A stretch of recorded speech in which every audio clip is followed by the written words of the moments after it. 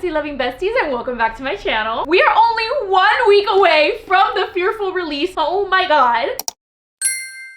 Which means it is time to speed run the final book in the Powerless trilogy, the most destructive book in the Powerless trilogy, and the most Kitt Azer book in the Powerless trilogy. We are rereading Fearless. And for this reread, I'm focusing on the weight of being a king in Ilyan. Every single Kitt Azer moment. We are also going to be exploring Edric's chapters in Fearless and finding the similarities that seem to follow the lineage that is the Azer bloodline. Since this is a reread where I am going to be dissecting all things Kitt, this is not a spoiler-free vlog. You will have had to read Powerless through Fearless, so if you have not finished the Powerless trilogy, I'm so sorry. Save this and watch it when you do, because you're not gonna regret the pain that comes along with it. I have a grim theory. I think that Kitt and Edric are not so different. Hear me out. I think both of them were killed by one horrible thing, and that is obsession. Not power, but obsession. But I also want to deep dive into the differences that make Edric a non-redeemable character and that makes Kitt Azer, baby boy, save him. With that being said, it's time to reread Fearless. From the prologue, we have every brutal act is born of love. Are you so serious? Are you so serious? Are we talking about Kitt's love for Guy? Perhaps. This is so crazy because obviously Kitt views himself as some sort of failure. It says, Ilya's impending doom slides calmly off the king's tongue, as if he spent every second since I escaped staring at the list of failures his father left him to deal with. And I definitely do not think those failures are the kingdom failures. It was like looking in a mirror. The biggest failure to Kitt was Kitt. So he spent that entire book only trying to rectify not necessarily Ilya, masking all of his issues by saying he's fixing Ilya when really he's just trying to make himself who his father never thought he could be. I see our father. It's as though he is the one standing before his court, and Kitt is nothing more than his shadow. This king is not the same one I left a fortnight ago. This king is collected and calmed and conscious of every move he makes. Imagine like you just left him, you saw your brother slipping away, but you thought, hey, maybe when he deals with his grief, he's gonna be fine, and then you come back and he's a completely different person. Kai left and it killed Kitt. His dad died and it killed Kitt. Hayden Gray killed Kitt. All of those things added up to Kitt's demise, but really I feel like the person that killed Kitt was Kitt. I hate seeing Kai going back and forth with whether or not his brother is still his brother or his brother is his dad, because I feel like that's the same thing that Kitt is going through. But obviously it makes complete sense because Kitt has changed so much. Like, it's fair for him to question who is left here after his father's death and after he left Kitt, because he says that one was our father's before it belonged to the brother now resembling him. Or maybe he doesn't. Maybe he's nothing like the man I loathe. All of Fearless is gonna follow just the back and forth between is Kitt his dad and is Kitt not, which is why I want to explore how similar Edric and Kitt really are and how that led to their demise, because I feel like they're so different and they took such different paths, but because of the obsession and the craziness, they ended up with the same fate. Sorry for being so distant before you left, but I've grieved. I feel lighter, if that makes sense. I've learned a lot in these past few weeks. No, you took the plague, baby boy. And here we go again. Reading between the lines is rather difficult when they are blurred. I'm no longer sure if it is my brother speaking or the king he has become. This entire book is a blurred line. I don't even know the difference between who Kitt is anymore versus who his dad is. Like, I feel like every book it just kept getting worse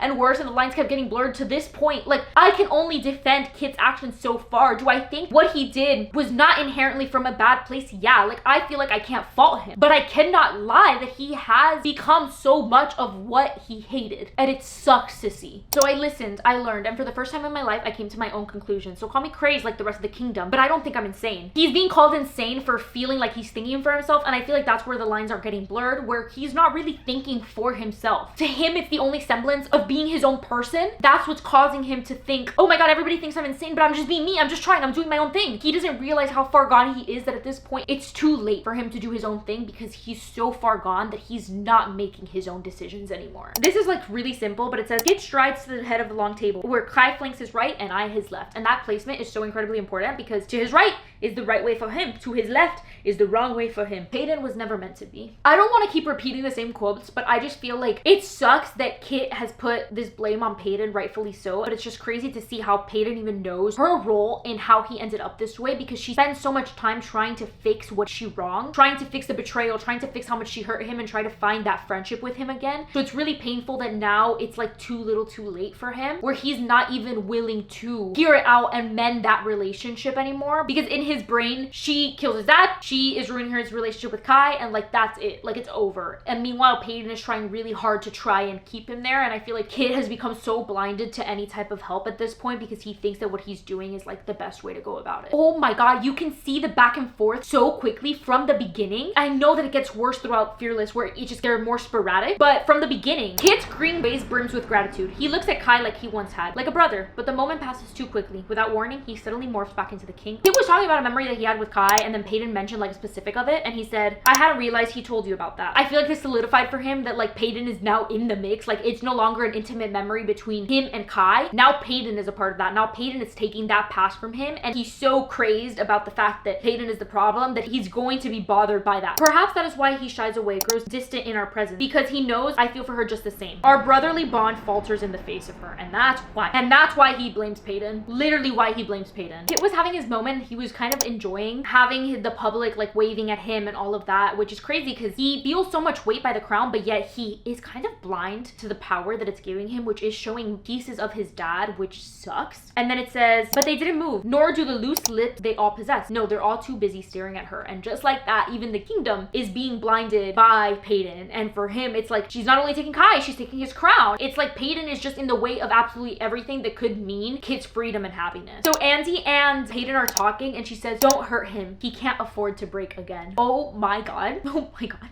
He's on the edge. He's teetering on the edge. And the fact that even Andy said and other people are seeing it, and like since like Reckless, you could see people were trying to like pull him out of it, but he was so far gone that he couldn't take the help. It sucks because he couldn't afford to break again, and he did, and he broke again, and then that's the end of it. It's crazy because even Kitt can't understand the fact that people care about him, that people want him. I feel like he doesn't understand the concept of you being able to love more than one person, or more than one person being able to love him, because the only person that's ever loved him or shown him any love has been Kai, and Kai alone. I want to fix us. We used to be close, and I know it's my fault we no longer are, but if we were to spend the rest of our lives together, we might as well try to win. You already have Kai. Why bother deepening our relationship? Because she cares about you. We all care about you, Kitt. Open your eyes. This is so sad. But they're having like their little picnic, and then she says that she doesn't like mashed potatoes. She said, to my dislike of mashed potatoes, may it be our biggest problem. May it be our biggest problem. It wasn't. God, it wasn't even close to their biggest problem. The biggest problem is that Kitt's dead, and I'm really sad. And that Kai's traumatized, and that everything sucks, but you guys are married and happy, and I hate my life. This reread's not gonna be a good. This reread's not gonna be good. Kai is freaking out about the fact that he feels like he's like his dad and stuff like that, and then Peyton's like, you're not him, and kept telling him, you're not him, you're not him, and it just makes me think about the fact that nobody told Kitt that. Do you know what it'd be if people just told him to his face, you're not your dad? Do you know how much that would have probably healed in him? But nobody told him like, hey, you're not him. But then again, he never shared that that was his biggest fear. I just wish he opened up to somebody. Even Kai, he just kept trying to play this persona that he never allowed himself to be vulnerable and be him. And when he was starting to do that, he was starting to do it with Peyton, and then that happened. It's so crazy the weight that genuinely comes with the Ilyan crown. The moment that Peyton gets the crown on her head, she says, this crown grows heavy on my head. I can't imagine the neck pain royals must endure, though it seems like I'll find out firsthand. Yeah, because it's crippling. It's so crippling that we lost both our royals. One of them had to go. I think it's so interesting how Edric's only soft spot is Iris, which makes me realize that that obsessive love is what killed both Edric and Kitt. Kitt channeling it through Kai, and then Edric channeling it through Iris, because he said he should be indifferent, stony like his father raised him to be, which is more or less the same thing that Kitt probably has been feeling. Despite having some of those happy moments, Edric is incapable of doing that because of the fact that like the love of his life is currently dead, which is the only bit of humanity we ever get from Edric. Yet before he even knows that Peyton isn't ordinary, he has already tied her to something negative, because if the only thing he cared about is Iris is dead, Peyton bad, ordinary bad, kill her. Which is not that different. How Kitt kind of pieced those things together, where he was like, my brother, only thing I love, she's still my brother, she's ordinary, kill her. Kitt had way more humanity in him than Edric would ever had. Edric had like a soft spot, but Kitt was like a big soft ball. I hate how sad it makes me just seeing Kitt's yearning for those moments with Kai, especially this one, because I know how important the balls were for them, and like them getting drunk together and blah blah blah blah. And now Peyton's in the picture and she's getting completely wasted, and Kai says, I would have stolen a bottle of something stronger and staggered off to my room by now, and I would follow, because I refuse to endure a ball if you aren't suffering with me. I shake my head, smiling at the floor. The good old days, huh? I wish the balls were our biggest concern now. I wish they were my biggest concern concerned then too, but I was busy being cut open by our father. Oh my god, it's just crazy because it's like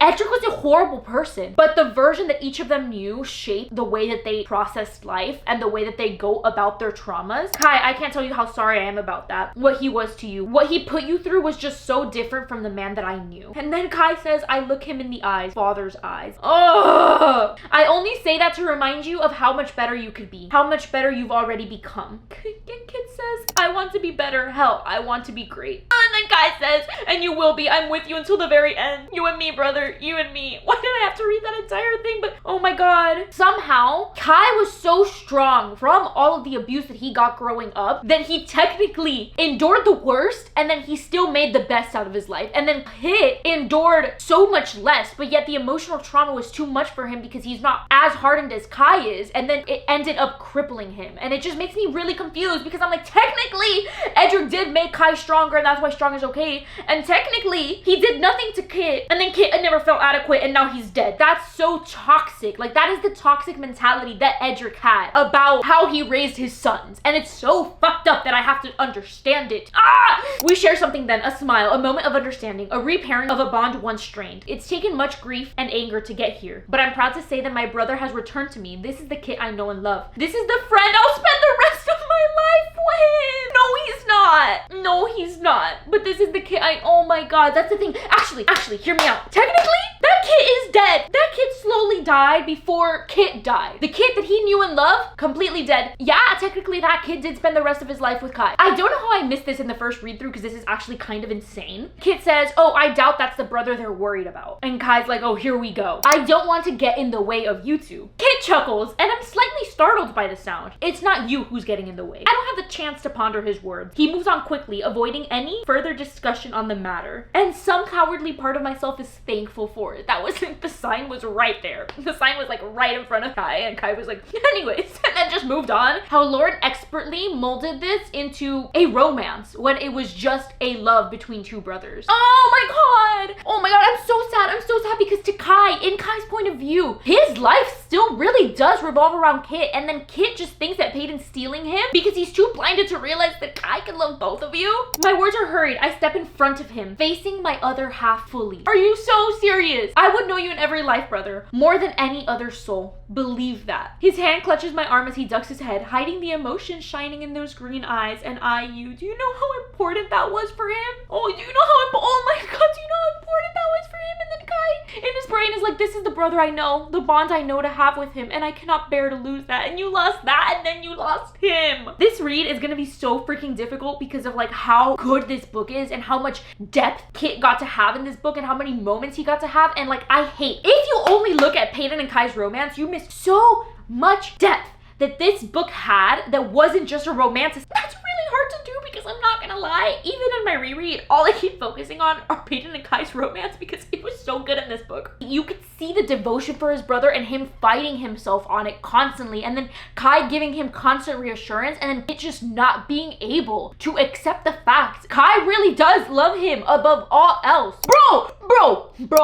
Bro, this is crazy. This is crazy. I'm actually appalled how in our face this was the entire time. And like, I didn't even bother figuring it out because I was so enthralled by the fact that like Peyton and Kai were being hot in the corner. She says, I declare a dance between the three of us, unified as one. Well, you're trying and Kitt is not letting you. They share a single glance. It's that brotherly bond that may never be broken, except by perhaps me. But what a grim thought. That's exactly what happened. And the silent conclusion they come to is clearly for my benefit. Not rooted in pity, no, but in caring. Kai for me and Kitt for Kai. It's right there. It's right there. This is making me so freaking angry. I loved Kitt, but I did not see Kitt the way that Kitt wanted to be seen because it's in our face, and I was just like, they're all three of them are gonna dance. It's gonna be so loud. Hello? The plot. You're missing the plot. I don't think Kitt really knew what he was thinking. He showed up after Peyton woke up the next day hungover. Someone had to ensure you were still alive up here. I'm glad you cared to check. There's a long pause. It's as though he hadn't considered that to be true. It makes me think like, I don't know, I'm conflicted. I don't know if maybe he didn't consider it to be true because he genuinely was checking in on her, and then he's like, what am I doing? Like, this is my enemy. But at the same time, I'm just like, maybe he didn't go check in on her. He was just like, okay, next trial, let's go, get this going, go die. But a part of me wants to believe that he is subconscious subconsciously enjoying these moments, and then he's fighting with the way that his brain is going crazy, so he doesn't even understand his emotions towards Peyton and towards the situation, which I think I like that theory better because it makes me sadder. He gives me a quick nod of his head, then he coughs into an ink-stained fist. Do we know what he wrote? Finding out the letters. Wow. This was a good thing. This was so good. I should have been looking at these letters earlier. Like I said, that I feel like Kitt doesn't even understand his hatred towards Peyton, and a part of him might still want to care for her. I think the letter that he wrote before going to her room. Peyton, in truth, you're not an easy individual to hate. I wouldn't even say my feelings towards you are strong. They are rather indifferent. There was once a time when Peyton Gray had both the princes wrapped around her finger, but that was before she betrayed me and killed my father. I don't take it personally, really. Not anymore. In fact, you freed me from the man who was only ever holding me back. I found something else to chase, obsess over, as I often do. Obsession killed him. And you are helping me. For that I am thankful, but please do not take offense to the inevitable demise I will let you meet. This legacy, this life was only ever meant for my brother and me to share, and I will not share him with you. When your time comes, I will ensure the kingdom mourns you. You have my word. I don't wish to be your monster, Peyton. Part of me still cares for you. Stop it. But I only know how to love my brother. I'm gonna throw up. I'm gonna throw up.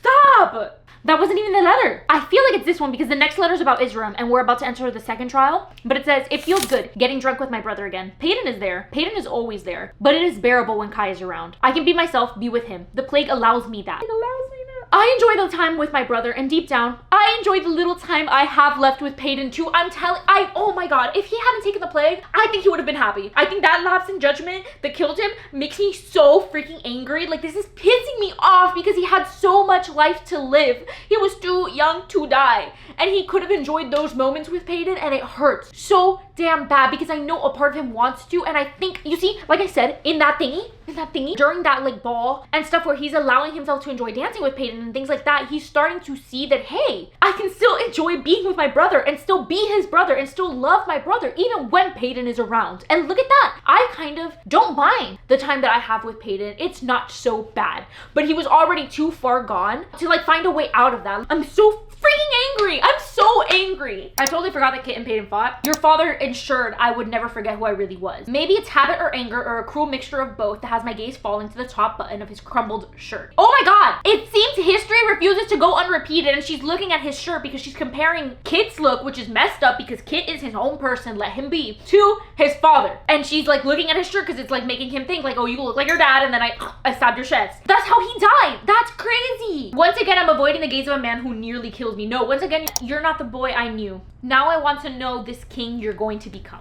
And Kitt says, I worry for what you will find. So I just think he also doesn't even want to be seen because now he is ashamed of the person he's become. And it's just so frustrating for me. It's so frustrating knowing that like he is kind of aware of the patterns that he is doing and like all of the things he probably should be avoiding. But at this point, it's too far gone. He's dying. Kai asked what Zayla was talking to Peyton about when it came towards Kitt. And she said, oh, whether or not I'm gonna kill Kitt. And he's like, are you? And she's like, you think so little of me? And Kai's like, no, I don't. And she's like, so you should know the answer to that question because obviously she's not gonna freaking kill Kitt. And he says, good, because if I have to choose between you or Kitt. And she said, I know, like he would pick Kitt. And then he said, do you? Because I sure as hell don't. I can see why Kitt is like, oh, Kai isn't gonna pick me because technically he is unsure of his decision between Peyton and Kitt. But Kai feels a certain level of responsibility to picking Kitt. So even if Kai can't directly pick Kitt because of his love for Peyton, I don't think it ever could have gotten to the point where Kai would pick Peyton. But that was just not a possibility in Kitt's head. Why not both? Why choose? Because they're siblings. That's why I choose. Edric shows him little affection, finding it difficult to look at the boy who is half the dead wife he loved. Edric doesn't even look at Kitt like a person, and really thinking about it, nobody really looks at Kitt as a person. His dad looks at him as half of his dead wife. Everyone else looks at him as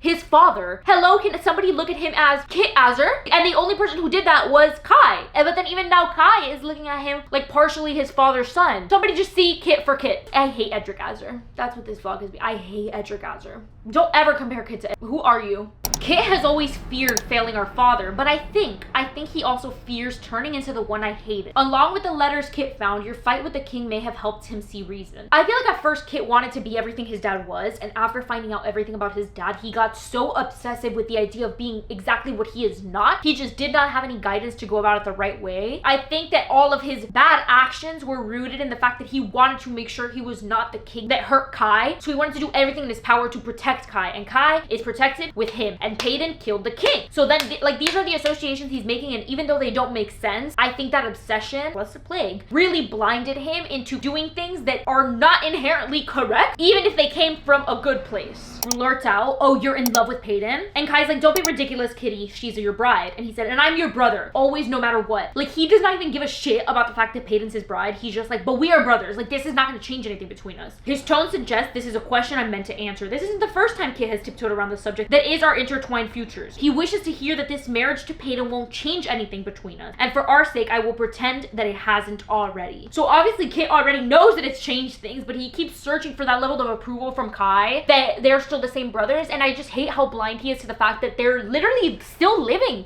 those brotherly moments together. And he just cannot see past the fact that Peyton is somehow in the picture. Two princelings grew into men here, yet we always return to that same string of practiced moves.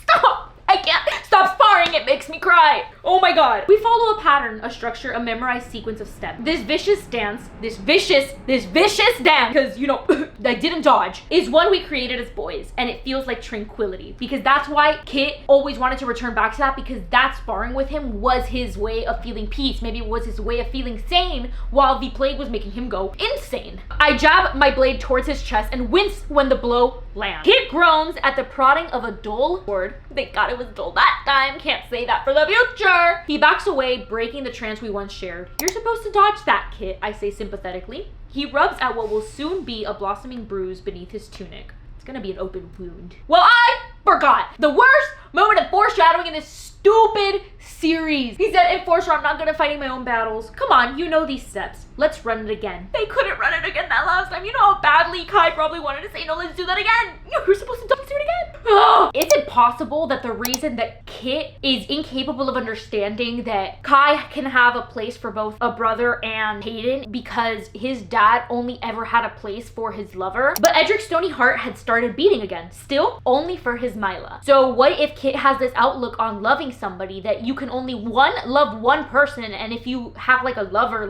that's the only thing that you're gonna care about, and that's why his dad never cared about him, and that's why Kai can't care about both Peyton and Kitt. Oh my god! And then for his wife, only for his wife, the king smiles back. Catching the odd show of emotion, Kitt straightens before beaming at his father. Edric only nods to the book in his heir's hand and does not smile back. Do you know how sad that is? That's baby Kitt. Oh my god, he smiled. Maybe he'll give a shit about me. And he doesn't. Ah, I hate that man. And now that she's back at the bowl, the parallels, that's why I feel like it was so intentional. Redoing all of the trials, not just for the parallels of like the 3Bs and whatever. I think it was intentional so you could see how Kitt acted during those first trials versus how he's acting now during these redo trials, and like how much has changed between book 1 and book 3. So I think that was so freaking intentional. And I stare at him, at the sliver of a brother I have never seen. This trial was perfectly calculated, devised to ensure the outcome he wished. I see now that this was precisely what father trained him to be, one step ahead. But what if he's actually like 40 steps behind? Oh my heart! Kai's like, you drugged me, Kitt, locked me in a room. That is the type of shit our father, my king, would put me through. Kitt steps in front of Peyton so that Kai is looking at him instead. His face crumbles with regret. I never wanted to hurt you, Kai. I'm so sorry. Please forgive me. I never want to remind you of father. I am better than that. Trying so hard to escape his dad, he is just becoming more like him. It's like an inevitable cycle. It gets harder and harder to defend his actions, even though they are obviously being spun by where he's at and like the plague and his death and all of these things. It is so sad and sickening to see how far Kitt is being taken, and the fact that the person he loves more is seeing him more and more like his father every single time. Because in Powerless, Kai was like, no, he's nothing like my dad. And then now the person he loves most is seeing him become the person that he fears most. Obviously, Kitt is really hurt by the fact that Kai's seeing him as his dad, because that is his biggest fear. And that's when his kingly facade crumbles beneath the weight of my stare. For the first time, I see just how incredibly lost he is. Where a kind and charming brother once stood, now resides the corpse of duty and power. His breath quivers as if he's trying to compose himself before murmuring, I need you with me, Kai. And I hope to never find out what I'd be like without you. Like, it breaks my heart, his internal battle, and how much of a child he becomes when he's in his brother's arms. Like, he's broken. Like, Kitt is so irrevocably broken.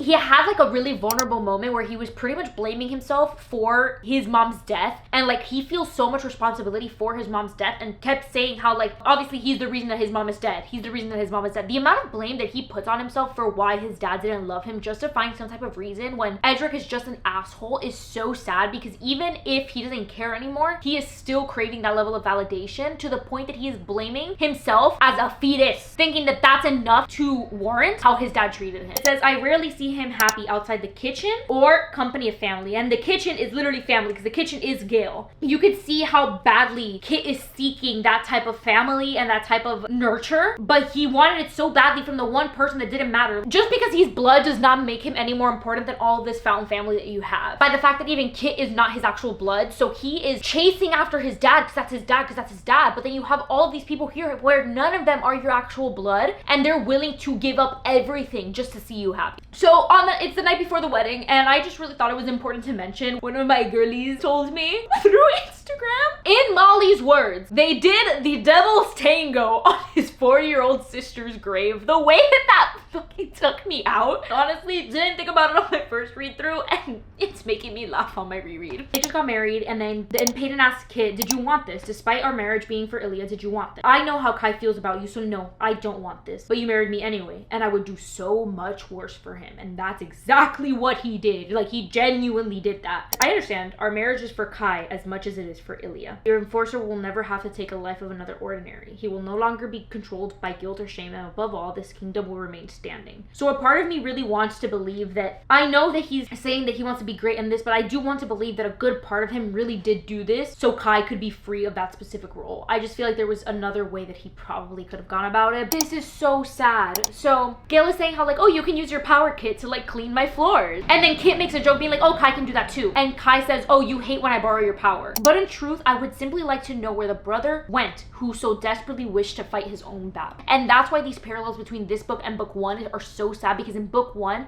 all he wanted were for people to stop relying on Kai only and let him fight his battles. He's his own person. He doesn't need anything. And now he's just fallen back into this different person where he's like, Kai can do it too. Even as a joke, carries so much weight of the fact that he has lost even his fight. The one who ached to enter the purging trials, if only to prove the strength father never let him use. He was tutored, I was trained, and Kitt had always dreamed of being a victor. The obsession, which is what I think killed him, of Kai and like his relationship with Kai, because that's the only thing he's holding on to that's keeping him sort of sane. That was before I truly realized what a great team we make. You're my strength, I'm your control. We are matchless. And when did you finally figure that? When I discovered my need for you was greater than my wish to be you. That's really sad. Like, it's really sad that he went from, well, not really sad, because I guess he got rid of the part of him that felt like he would want to amount to Kai in order to be in his dad's good graces. But it is sad that he cannot live without Kai now. Like, it wasn't like he became his own person. He just said, well, if I can't be you, well, I never want to lose you, instead of being like, okay, well, maybe I could be Kitt now. Here is the exact perfect difference that I have been trying to find between Edric and the crazed look Kitt wears is when I recognize father. The king would wear the same one when speaking of ordinaries, but he's not speaking of ordinaries, he's speaking of Peyton. This hatred stemmed from the death of his wife and the birth of an ordinary girl. Kitt's aversion for Peyton does not resemble his father's. Edric sought out power, Kitt aches for companionship. Brotherhood, me alone. But then he thinks that what saved him is Kai, and then Kai means this, and then Kai means that, and then he just kept going deeper and deeper into something that just doesn't make sense anymore, when the only thing he was craving was some type of care and nurture and just having somebody by his side. And that could be Mara, but here's where we ended up. So in Edric's final chapter, it says, though in the end, it is he who is buried beneath the weight of secrets and betrayal, for he never learned the truth of those he loved and how they loved one another. And I feel like, as deserved as it was for Edric, it is very similar to what ended up being Kitt's death, which was buried beneath the weight of secrets and betrayal, and he never learned the truth of those he loved and how they loved one another. Kitt doesn't realize how far gone he is, I think. I feel like he knows he's dying, but I feel like he doesn't realize exactly what's going on, so he's still holding on to an image that he's trying to create. This is absurdity, Kitt. You're not thinking straight. The king's laugh is hysterical. What? Because this isn't your caring, Kitt? Because I'm clever enough to devise a plan you've both played into? He looks like the shell of a boy I once knew, his mind frayed and body frail. I must not be thinking straight because no one is used to me thinking at all. But I feel like that's his way of just being like, I can do this. This is what I've always wanted. But his mind is so far gone that he's not even really doing that. This entire like end of Fearless just feels like my mind is as frayed as Kitt Azer's trying to understand Kitt Azer. The king is a reflection of the last, whether he sees it or not. And that's exactly what ended up happening. And the way that everyone's begging for him to see that this is all in his head. Oh, this is the worst death ever. I hate this, I hate it, I hate it. It's as though they are back in the training yard, sparring with a routine that is second nature. And I feel like maybe Kitt's brain is so far gone that he might even think that. I don't know how broken up his brain is, but I feel like there's a possibility he thinks that he is in that training yard right now because he's acting hysterical. Resume the routine they created as boys. This is the enforcer's distraction. Calm Kitt down without hurting him in the process. Oh, well. At the sight of two people knowing each other so deeply, it is enticing. Like a prophecy foretold, finally unfurling before my eyes. Kitt's hostility towards me means nothing in this moment because there is nothing but peace here. He died peacefully, at the very least. This was fate. Like, this was meant to happen. Like a prophecy foretold, finally unfurling before my eyes. Like, this was, I'm his killer. From book 1. Oh! When their weapons meet again, they stand face to face. A slight smile is shared between them. This is how they know each other. This is how they remember themselves. This is how they're always gonna remember themselves because this is the last they're gonna see of themselves, and that's really fucking sad. They found companionship in what they could control, and in this moment, that is each other. This is the literal companionship that Kitt has been seeking, and this is the best way for him to die because it's freaking inevitable. Smiling, and I hate it. I hate this. Oh, whatever. There's a slight smile on Kitt's face, the one he used to give so freely. Charming and warm. Now it's found his lips again, as if to make up for all the times he had forgotten how to wear happiness. With a stoker in his chest. Wait, this stupid scene! The king's blood stains the same as his father had, and they died. Same person, but yet he died like the Kitt that they always knew. I hate this. I haven't felt right for a while. I don't remember, but I'm scared, Kai. I'm scared. I'm okay. I can't believe I have to relive this twice. The shit that I do for you. This is horrible. I just wanted my brother back. You never lost me. I've always been right at your side, your brother, no matter our blood. No, you were somewhere between us. Never able to decide who you love more. I can love more than one person. I cannot. You are the only person that loves me, Kai. And I'll losing you to her. Do we think that he loved death? Do we think that he loved Ara? Because I feel like he's only capable of loving Kai, or maybe that's just the end. I don't know. I really want Kitt to be happy. I'm gonna catch me in the padded room, man. Catch me in the padded room. This reread was not cool, and I can't believe I went through with it. And that's exactly what I've been saying this whole time, that I just think Kitt is incapable of loving somebody extra. Like, I don't think he's capable. I don't think he ever learned that you can love somebody more. I'm okay. I think my fate was to save you from grow old enough, and the only thing we remember is each other, and that would be okay because you are worth every one of our memories. You promised me that, Kitt. You promised. I don't want to be a monster. I just wanted to be great. You don't need to be great, Kitt. You're good. You've always been good. I don't want to be alone. Oh my god. Stop. I hate you. Oh my god. I have gone as crazy as Kitt. Who would have thought? You won't be. You're always gonna be fine. Me and you, Kitt. Always. You promised me that. He's accepted his fate, broken a promise, doomed me to a life without it. Bury me under the willow tree. Oh. I can't do this without you, please. I can't analyze anymore. I'm out of commission, guys.